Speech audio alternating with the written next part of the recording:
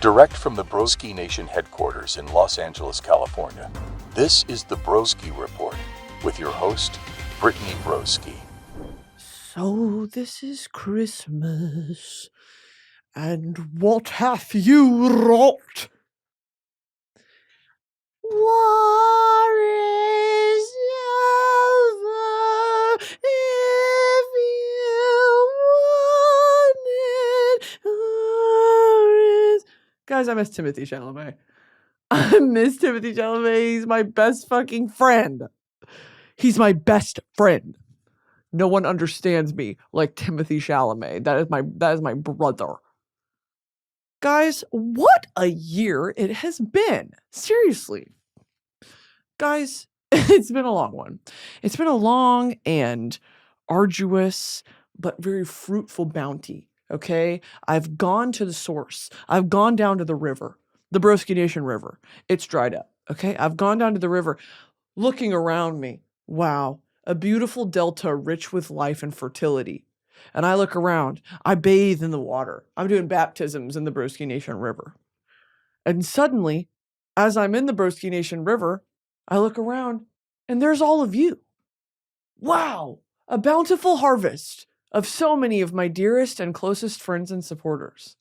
How blessed we are, Broski Nation, to come together this holiday season, hug each other tight. Metaphorically speaking, we're all parasocial, and I know you guys don't like to interact with each other. That's okay.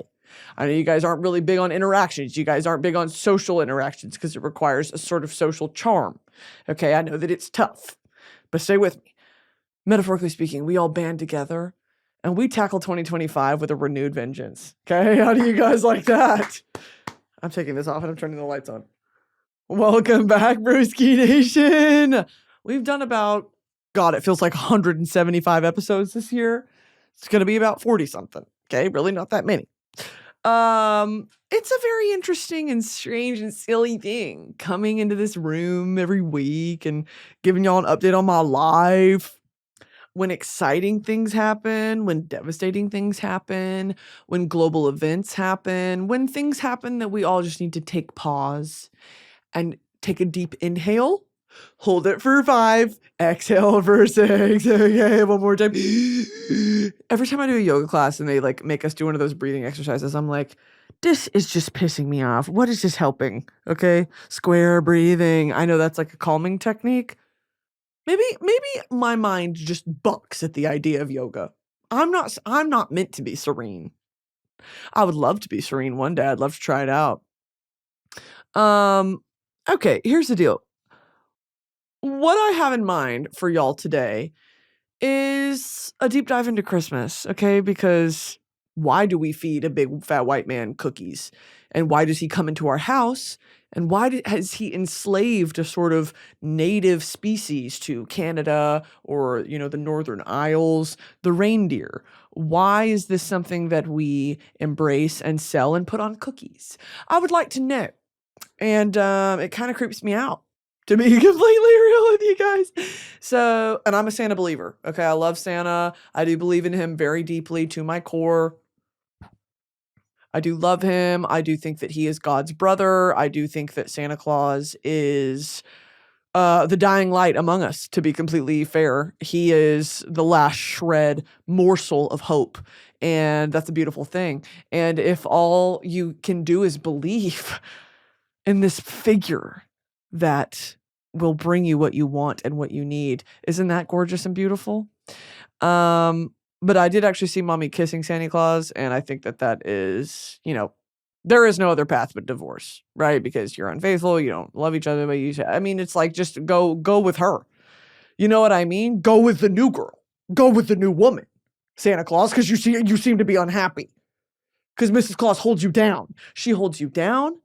She cooks, cleans, counsels you, advises you for the other 364 days a year. You're a mean, fat old bastard, Santa. Okay. The origin of Christmas. Why does Santa have reindeer? It took a long while for Rudolph and the other reindeer to team up with Santa Claus, but once they did, there was no stopping them. I know that's right. Saint Nick. Originally, Santa Claus had nothing to do with reindeer or with Christmas. His story begins with Saint Nicholas, a 4th century bishop of Myra in modern Turkey. Although little is known about his life, the few hagiographical works which have come down to us all testify to his love of children and his generosity. What? According to Michael the Archimandrite, he was once told about a man who had lost all his money and was unable to provide dowries for his 3 daughters. Since this would have prevented them from getting married, they might have had to become prostitutes to support themselves. Santa took them out the trap? Santa Claus took the 3 hoes out the trap? Wow, it's a Christmas miracle!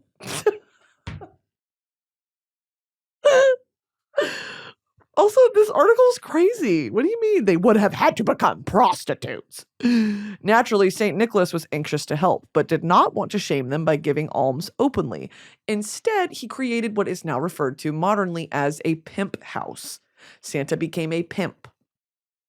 Just kidding, it doesn't say that. I made that up. St. Nicholas was anxious to help, but he did not want to shame them by giving his help openly. To avoid this, he crept up to their house late at night and threw a purse of gold through the window. When their astonished father found it the next morning, he immediately sought a husband for the eldest. The next night, St. Nicholas did the same again. On the 3rd night, however, the father stayed awake and caught St. Nicholas in the act. And then that's when he and Santa had started making out. Okay, so Santa was gay. Now, see, they don't say that in historytoday.com. They don't mention that in historytoday.com. Falling to his knees, he hailed the saint as his family's savior, only for St. Nicholas to raise him to his feet and beg him not to tell a soul about the blessings he had received. Because of such acts of generosity, St. Nicholas' feast day, December 6th, was later celebrated with the exchange of presents. This is in Turkey? In 12th century France, nuns are said to have left fruit, nuts, and treats outside the houses of poor children. At around the same date, St. Nicholas was also transformed into a magical bringer of gifts. Particularly in Dutch-speaking regions, Sinterklaas would sneak into poor people's houses at night and leave a few coins or a little present in their shoes, like a turd. Well, isn't that just super, super cute? You want to know something? I read this and I have to say it because it's a tangent, and that's sort of what this podcast is all about. They said on the 3rd night, he snuck in and did something else.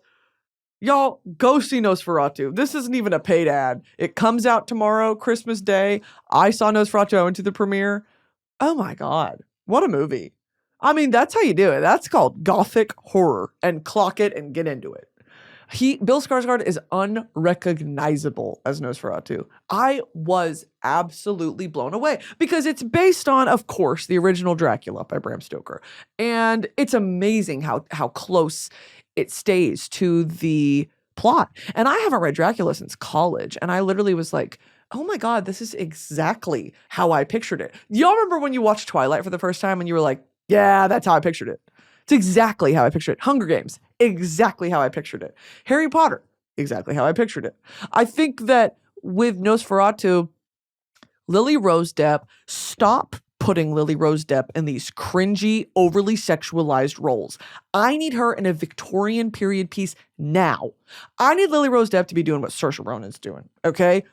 Somebody help her, because that woman has so much talent. She is so versatile, and I would love to see her explore that more. She played the tormented, possessed, tender-hearted wife so well. I believed every word that came out of her mouth.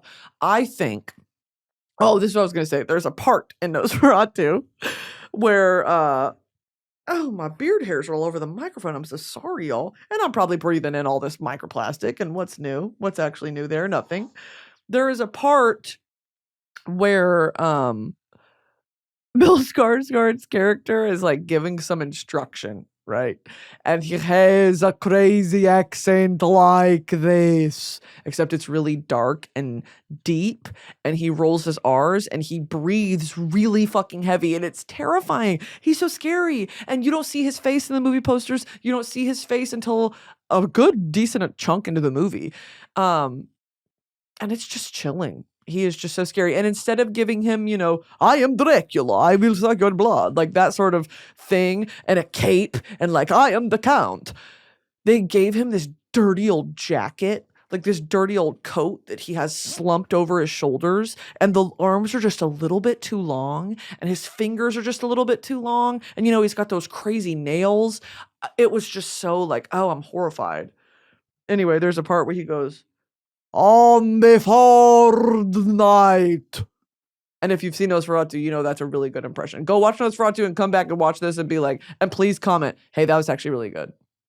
And while we're at it, I'm going to do an Elvis impression. And if you guys could just comment, hey, that's really good, it would mean a lot to me. Because everyone in my life shits on me. Everyone in my life shits on me for my Elvis impression.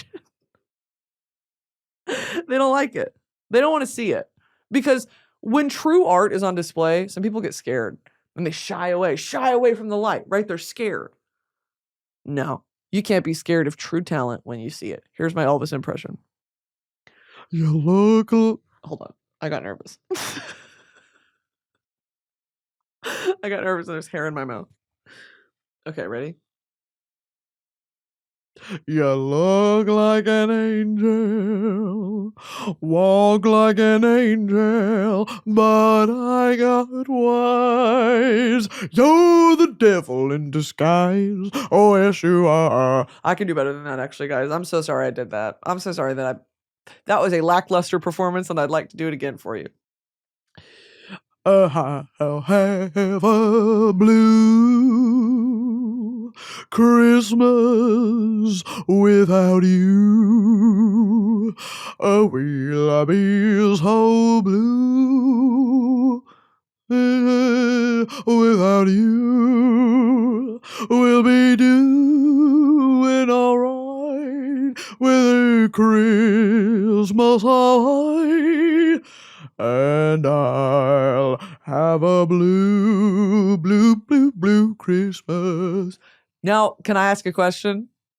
Can you really actually rate that 1 out of 10? Because I'm actually not joking. Like, I'm not being funny. I think that's really good. And I do it for Taylor all the time. And she is such a fucking hater.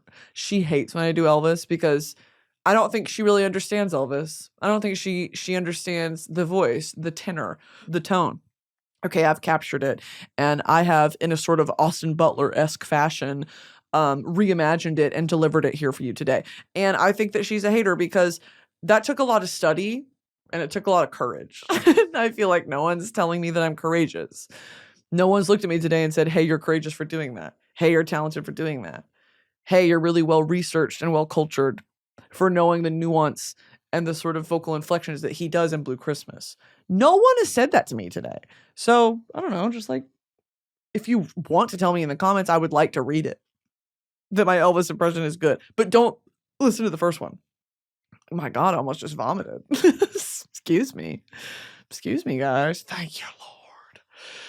Thank you, Lord. Okay, let's get back to Saint Nick. For obvious reasons, okay, we're talking about Sinterklaas in Dutch-speaking regions. For obvious reasons, he was portrayed as a bishop with long, brightly colored vestments, a mitre, and a beard. What is a mitre? Oh, it's like a bishop hat. Interesting. Like a pope hat. Santa was the pope? Santa's in the Pope mobile, and it's being pulled by a reindeer, but it's also bulletproof. And the reindeer have bulletproof vests on. And all the reindeer have Secret Service things in their ear. He was also said to travel through the sky and to have an uncanny knack for remaining unseen. At times, St. Nicholas was even associated with certain animals. In the Netherlands, there was a tradition of leaving hay for his horses.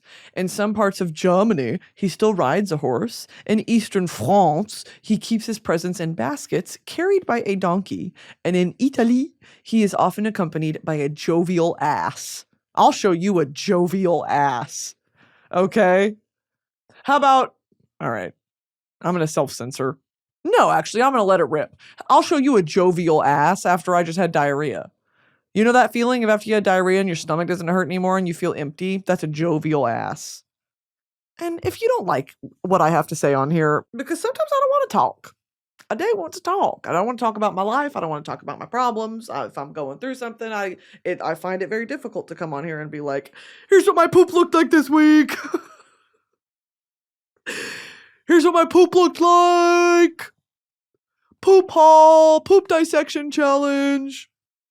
I just don't feel like it because sometimes life can get heavy. You know what I mean? So go ahead and rewatch this one, rewatch the other ones, rewatch whatever you need to rewatch. Go rewatch Royal Court. Okay, go rewatch, I don't know, Pedro Pascal Hot Ones. I've got a whole laundry list of stuff that you guys could be tapped into. Anyway, in France, he's got a jovial ass. So just remember that. But of reindeer there was no sign, and with good cause. Although they were once common throughout Europe, their habitat receded at the end of the last ice age, to the point that they were mostly confined to northern Scandinavia and the Ural Mountains. Where the fuck are the Ural Mountains? The UTI Mountains? Hey, I've been there. They're in Russia. On the third night. The Ural Mountains, or simply the Urals, are a mountain. Oh, these are stunning. Oh, wow. I don't know why I never thought about Russia having mountains. I guess y'all got all kinds of topography out there, huh? Y'all are rocking with a lot out there. Some of these forests are beautiful. They run mostly through the Russian Federation from the coast of the Arctic Ocean to the river Ural and northwestern Kazakhstan. Wow, the more you know. Go back. Oh, the reindeer run the Ural Mountains. Other than a few brief references in Aristotle, Theophrastus, Julius Caesar, and Pliny, there is little written testimony before 1533, when Gustav I of Sweden sent a gift of 10 reindeer to Albert I of Prussia, and absolutely nothing to connect them with a 4th century bishop from Asia Minor. The Reformation changed everything. Because of Martin Luther's insistence that Jesus Christ is the only mediator between God and man, and not Santa, as some would have you believe. Most early Protestants rejected the Catholic cult of saints out of hand. Although they were happy to recognize that those who had led uncommonly holy lives should be held up as examples of Christian virtue, they refused to believe that anyone could intercede with God on another's behalf, and regarded the veneration of saints as a form of idolatry. Any form of worship or celebration that seemed to point towards the human instead of the divine was hence discouraged, if not actively forbidden. This spelled trouble for dear Saint Nicholas. While he was seen as sufficiently virtuous to be included in the Lutheran liturgical calendar, whoever wrote this did a beautiful job. Can I just say really quick, I'm like blown away by that sentence. This spelled trouble for Saint Nicholas. While he was seen as sufficiently virtuous to be included in the Lutheran liturgical calendar, the revelry with which his feast was traditionally celebrated was definitely suspect. No doubt it would have been easiest just to ban it, but Luther was shrewd enough to realize that gift-giving had become so central to the festive season that it would be difficult, if not impossible, to stamp it out. To overcome this problem, Luther simply transferred the practice to Christmas Day itself. It's always the mother-tucking Christians, dude. It is the mother-tucking Christians that are like, I think I'm feeling like rewriting history. I feel like this should be about us right now. Okay, guys. POV, I have a meeting with all my other personalities to discuss our rebrand. Literally the Catholic Church doing a reformation. Ridiculous. I think that should be on Christmas Day. To overcome this problem, Luther simply transferred the practice to Christmas Day itself and focused attention on Christ, God's original gift to mankind. Boring! I want Hot Wheels. Oh, open your present! It's Christ on the cross. I wanted a Webkins. Thank you. Thanks, Mom and Dad. Christ on the cross for Christmas again this year. I wanted a little pet shop. I wanted a littlest pet shop. I wanted an Apple Watch. I wanted an Apple Watch. I don't want Christ. Luther never would have understood Amazon Prime. Luther never would have gotten one-day shipping Amazon Prime. Okay, the joy you feel from placing an Amazon order and seeing that little blue check with the yellow that says Prime. Yeah, that's actually going to be pure bliss. He'll never experience that, and he never did. Although this did not necessarily stop people from celebrating the day in style, it did mean that from then on, presents would be brought not by St. Nicholas, but by the Christ kind, or Christkindl, Christ child, who was usually portrayed as a brightly arrayed infant with wings and a halo. Girl, they had taken Santa to court. What is this? The examination and trial of Old Father Christmas, together with his clearing by the jury at the Ephesus held at the town of Difference in the county of Content. What the hell is this? Okay. Even in some Protestant areas, however, the legacy of St. Nicholas lived on, albeit in a modified form. In England, a Father Christmas figure was already well established by the reign of Elizabeth I. Clearly modeled after St. Nicholas, he was held to embody the spirit of Christmas, and, as an engraving from Josiah King's The Examination and Trial of Old Father Christmas, 1686, suggests, was generally pictured as a burly man with a heavy fur-lined coat, a pointed mitre-like hat, and a beard. In some areas of Belgium and France, de Kerstman, or Père Noël, came to play a similar role, but he still didn't have any reindeer. Okay, we're getting there. He seems to have made his debut in Knickerbocker's History of New York in 1809 by Washington Irving. A collection of satirical sketches, this portrayed him as a fat Dutchman, sporting a low, broad-brimmed hat, a huge pair of Flemish trunk hose, and a long pipe, and riding across the sky in a wagon full of presents. But not until the publication of The Children's Friend, A New Year's Present to the Little Ones, did a reindeer come into play. One of the poems in this curious little book, 1821, began with the following fateful verse. Old Santa Claus, with much delight, his reindeer drives this frosty night, o'er chimney tops and tracks of snow, to bring his yearly gifts to you. What prompted the anonymous author to introduce a reindeer is a puzzle. An unsolved mystery.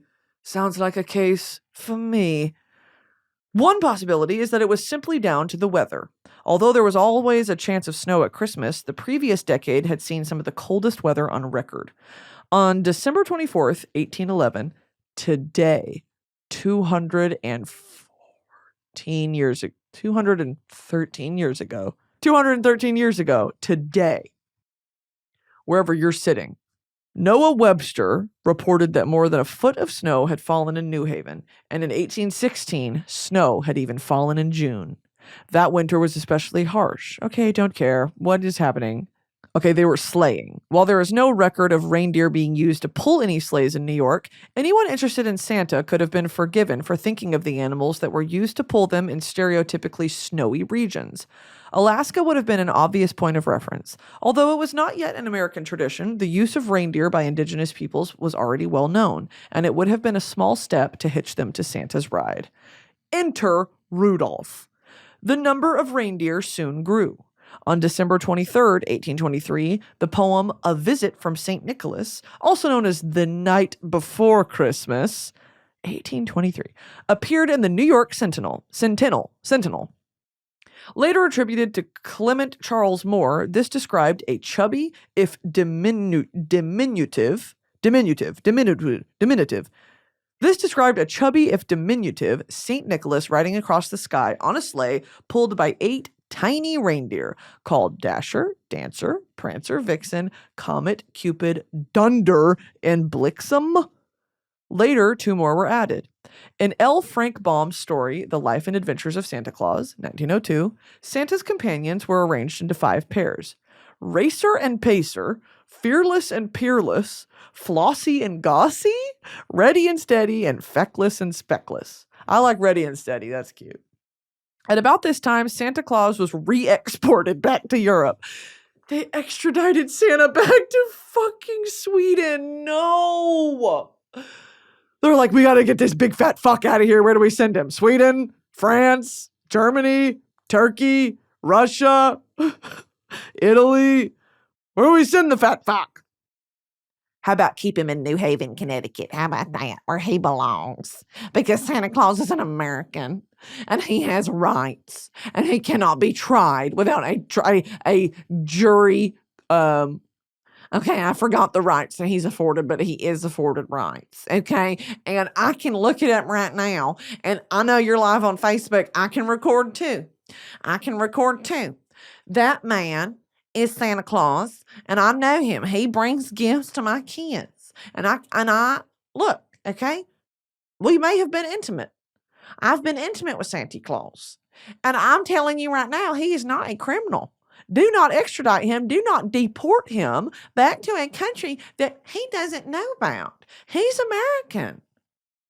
That was my impression of a Karen trying to convince you not to deport her situationship Santa Claus. A Republican Karen, by the way. Let's talk about when he was extradited back to Europe, where he gradually merged into the figures whose attributes he had been given.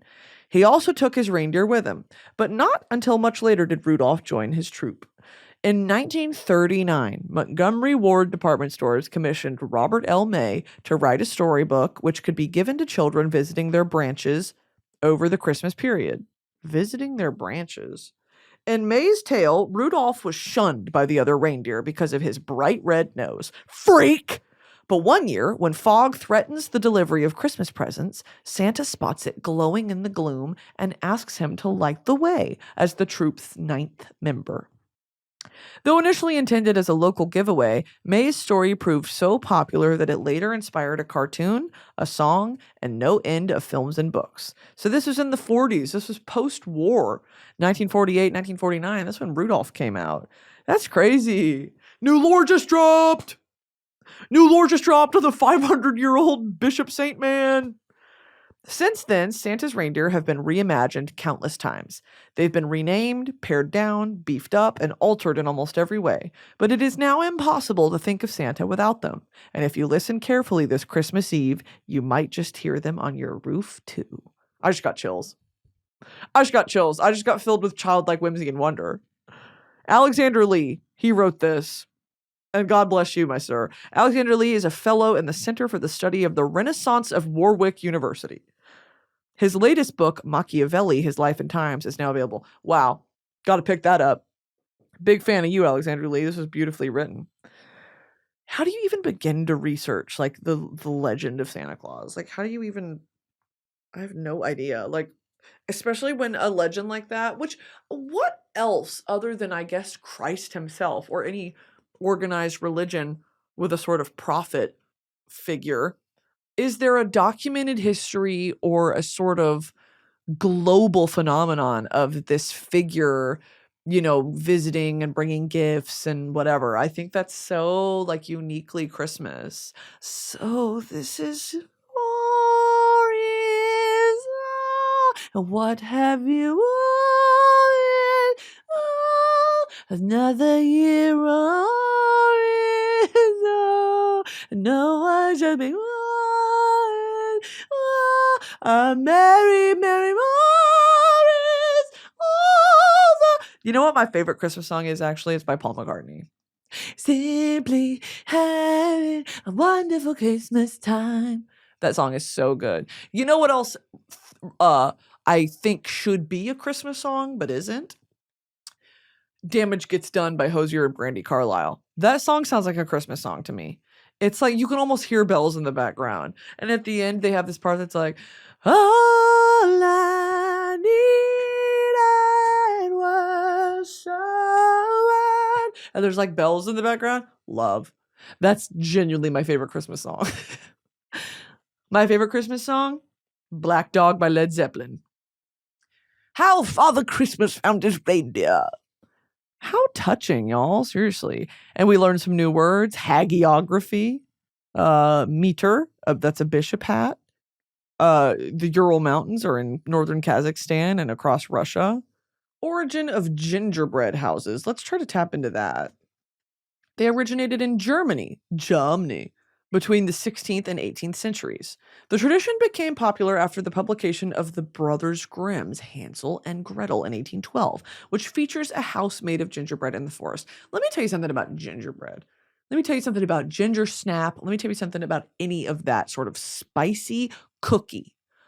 I want to put it in my mouth.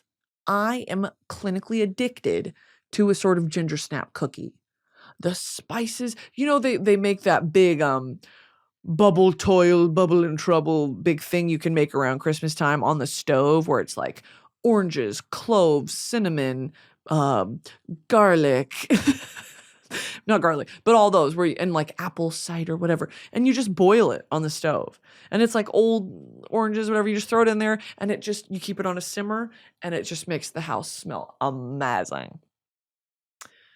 I forget there's probably a word for that. It's like a form of, what's that word? Come on. Potpourri. It's like a form of potpourri. The inspiration for gingerbread houses. The tradition of decorating gingerbread with gold leaf and foil, the popularity of gingerbread at festivals and fairs in medieval Europe. Oh, I bet that was like a luxury in medieval Europe. The practice of shaping gingerbread cookies into seasonal shapes, like birds for fall and flowers for spring. The belief that certain gingerbread shapes were charmed or cursed. What? Let's click that link. Sweet and sinister, the history of gingerbread houses. I love the internet. Like, why would you ever search this up? I did. Okay, here's what Google is saying. Gingerbread has a dark history that includes superstitions, folklore, and even witchcraft. What the hell have I tapped into? In the 17th century, some believed that witches would make gingerbread figures, eat them, and kill their enemies. That's why it's a gingerbread man? Villagers believed that gingerbread shapes were either charmed or cursed. The gingerbread man story has a dark moral about trusting others. The gingerbread man was tempted by a fox and trusted him, which led to his downfall. Gingerbread was a favorite of Queen Elizabeth I, who had it made to resemble visiting dignitaries. Elizabeth I, if I recall correctly, and correct me if I'm wrong, had such an insatiable sweet tooth that all of her teeth rotted out of her mouth, like had black teeth, because she was so insistent upon getting like the sweets, and that was her only diet. Which, look, I get it, okay? If I was Queen Elizabeth I and I was in control of the British Empire, I'd be like, yeah, I'm having macaroons for lunch and dinner and breakfast every day. And if you don't give it to me, I'm going to kill you. And it's just as simple as that. I mean, I can't make the rules any clearer. Oh my God. I literally am so smart. I didn't even read this. In Elizabethan times, only the wealthy could afford sugar, so their blackened teeth identified them as members of the elite. How crazy is that? Gingerbread was once a symbol of fertility. This is nuts. Gingerbread lore runs so deep and crazy. That is so beautiful, though. I wonder what they used to use as icing. I think this has been a wonderful and exciting holiday episode. To all of you out there in Broski Nation, I wish you a peaceful and relaxing holiday, shared amongst loved ones and friends. All right. Love you guys. I'll see you guys in the new year. We've got a lot of exciting shit coming. And I do miss Timothée Chalamet. I do miss him very deeply and intimately. It was electric. He's an electric person. I have nothing but positive, beautiful, wonderful things to say about him. I am addicted to him. We were bantering off camera for a while. I want to hang out. Timmy, if you want to come over to my house, I have got YouTube Premium. I've got some Diet Cokes in the fridge. I've got a bunch of Premier Protein if you want to have some protein shakes with me. Yeah, we could go to like Disneyland. I don't know, just let me know. Okay. I love y'all to bits and pieces. Y'all take care of yourselves. Y'all be good. And I'm going to go clean this microfiber beard hair out of my throat because it's coating my throat. Okay, I love y'all. Bye.